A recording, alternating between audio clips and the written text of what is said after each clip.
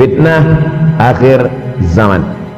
Saya nak menjelaskan tajuk kita subuh ini. Fitnah, terjadi banyaknya siksa-siksa. Akhir zaman, di ujung zaman. Menunjukkan dulu ada awal zaman, sekarang ada akhir zaman. Ada awal masa dunia, kita sekarang sudah berada di ujung dunia. Manakala Nabi Muhammad SAW Isra dan Mi'raj, dia melihat dalam perjalanan Isra Mi'raj itu ada seorang perempuan tua yang sedang bersolek.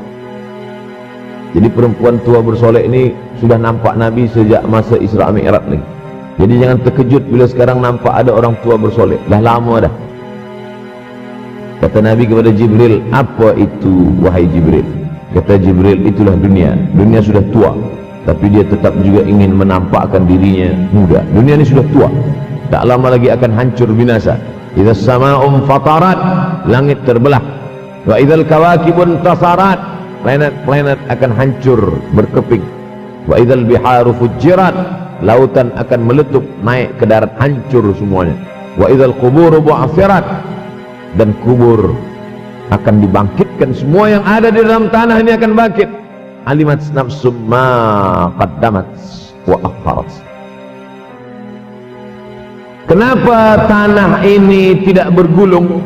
Kenapa tanah ini tidak bergoncang? Kenapa kulit tanah ini tetap stabil? Sebab ada pakunya. Seperti kertas yang ditempel di dinding, datang angin kencang, manakala angin kencang datang, kertas tak bergoyang sebab ada pakunya. Apa paku tanah ini? Surah An-Naba juzuk 30. Wal jibala autada, kami jadikan bukit-bukit, gunung-gunung sebagai autada, pasaknya. Kalau kita membuat kemah, ada tiang, tiang ini bergoncang. Bagaimana supaya tiang ini tidak bergoncang? Pasang pasak-pasak di tepi tiang. Pasak dunia ini adalah bukit-bukit. Kalau kita menengok ada bukit, maka sebenarnya sepertiganya saja yang ada di atas. Bukit yang besar di atas itu sepertiga, 2/3 bukit terhunjam, tertanam ke dalam tanah. Wal jibala autada.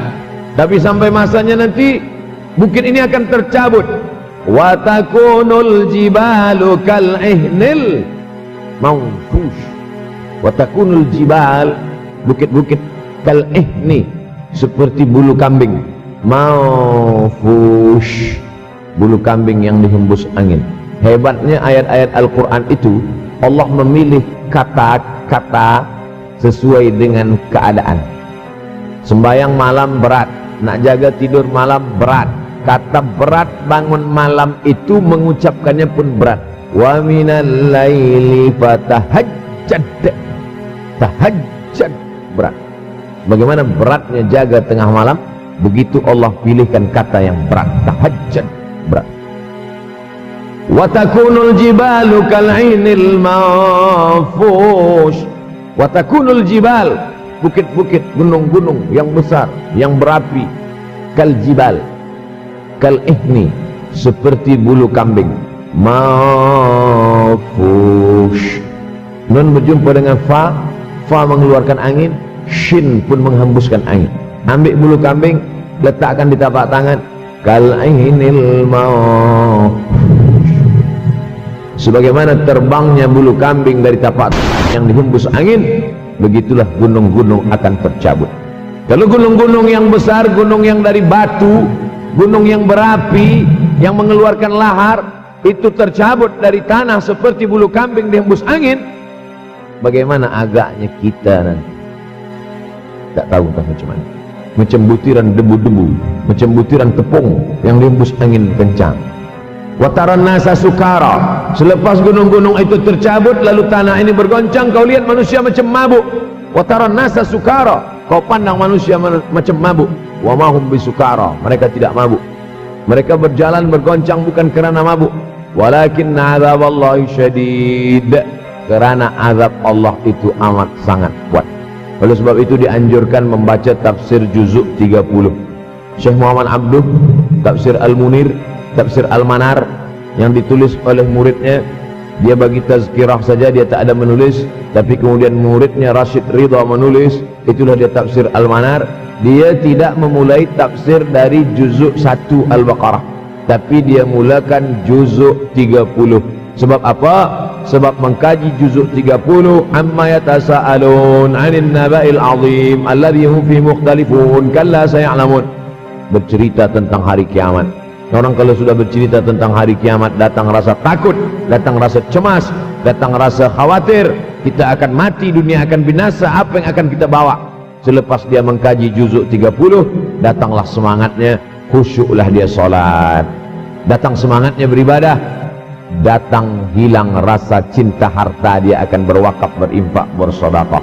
Maka fitnah akhir zaman ini perlu dikaji selalu supaya kita mendatangkan khusyuk dalam hati, takut dalam hati, ridha menerima keputusan Allah Subhanahu wa taala. Fitnah akhir zaman. Hadis yang saya pilih diambil dari kitab Sahih Al-Bukhari. Pendek saja, Sahih Al-Bukhari, tapi sebenarnya judul kitab ini panjang. Al-Jami' As-Sahih Al-Musnad Al-Mukhtasar min umuri Rasulullah SAW wa sunanihi wa ayyamih. 7. Disebut dia Al-Jami' kerana dia mencakup 3 aspek: akidah, ibadah, akhlak. Al-Musnad kerana hadis-hadisnya bersanad dari Imam Al-Bukhari sampai ke Nabi Muhammad SAW, ada silsilah. Al-Mukhtasar kerana dia ringkasan, 7.275 hadis sahaja, padahal hadis Nabi banyak, maka dia ringkaskan, dia kecilkan menjadi 7.275 hadis. Min umuri Rasulullah, semua perkara-perkara Rasulullah, wa sunanihi, kebiasaan-kebiasaan Rasulullah, wa ayyami, hari-hari kehidupan Rasulullah SAW. Disebut Sahih Al-Bukhari. Bukhari bukan nama orang, Bukhari nama kampung, Bukhara, Uzbekistan sekarang. Nama dia Muhammad bin Ismail bin Ibrahim bin Al-Mughirah bin Bardizbah Al-Bukhari. Bardizbah datuk dia yang kelima mu'alaf masuk Islam, Majusi, penyembah api, dari Persia, Iran sekarang. Muhammad bin Ismail bin Ibrahim bin Al-Mughirah bin Bardizbah. 16 tahun berkeliling, 16 tahun berkeliling Makkah, Madinah, Syam, Suriah, Mesir, balik, barulah kemudian dia menyampaikan hadis-hadis Rasulullah SAW. 16 tahun belajar hadis, baru dia mengajar hadis. Kita sekarang 16 kali masuk, itu pun ada 2-3 kali tak datang sebab jam. Selepas itu nak mencuba mengajar hadis dan berkata, kalau Bukhari mengajar hadis, aku pun boleh mengajar hadis. Bukhari makan, aku makan. Bukhari minum, aku minum. Bukhari manusia, aku manusia. Bukhari mengajar hadis, aku mengajar hadis. Betul, tapi Bukhari mengajar hadis dari kepalanya, kita mengajar hadis dari laptop. Mati laptop, hilang hadis. Yataqarabuz zaman, tanda-tanda kiamat, fitnah akhir zaman sudah dekat adalah yataqarabuz zaman, kata Nabi SAW. Waktu tak terasa, tak terasa, tak terasa dah engkau dah datang. Tak terasa waktu begitu cepat, engkau sudah datang saja nak menagih hutang. Orang berhutang ni pun rupanya tak terasa juga orang datang. Yang memberi pinjaman pula terasa lama betul. Apakah beza antara 5 minit dulu dengan 5 minit sekarang? Sama. Apakah beza antara 24 hours, 24 jam dulu dengan 24 jam zaman Nabi dengan 24 jam zaman sekarang? Sama. Tak ada beza. Mataharinya sama, bulannya sama, buminya sama. Yang berkeliling mengelilingi matahari sama. Apa yang membuat berbeza? Apa yang membuat zaman itu yataqarabuz zaman? Ada hal-hal yang membuat kita sibuk